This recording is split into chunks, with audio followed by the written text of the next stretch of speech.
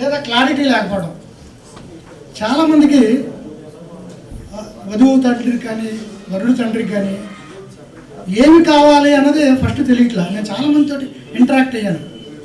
వాళ్ళు కంటిన్యూస్గా చేంజ్ చేస్తారు. కొంతమంది అయితే అన్ని విధాలు బాగున్నా సంబంధం కూడా వెళ్తారు, ఎందుకంటే వాళ్ళకి ఒక క్లారిటీ లేదు. కాబట్టి తల్లిదండ్రులు నేను కోరుకునేది, first you should have some clarity, what you need, what you are expecting, what you can give. ఈ మూడిట్ల మీద మీరు కాన్సన్ట్రేట్ చేస్తే మీ మ్యారేజ్ అనేది, మీ పిల్లల మ్యారేజ్ అనేది పెద్ద సమస్య కాదు.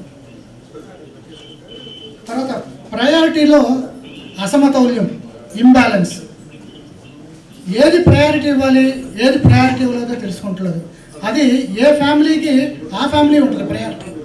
చదువుకి ఇవ్వాలా, లేదా ఉద్యోగానికి ఇవ్వాలా, లేదా డబ్బుకి ఇవ్వాలా, ఇంకా దేనికి ఇవ్వాలి, మంచితనానికి ఇవ్వాలా అన్నది అది మీరు గట్టిగా గమనించుకుంటేనే ముందుకెళ్ళగలుగుతారు.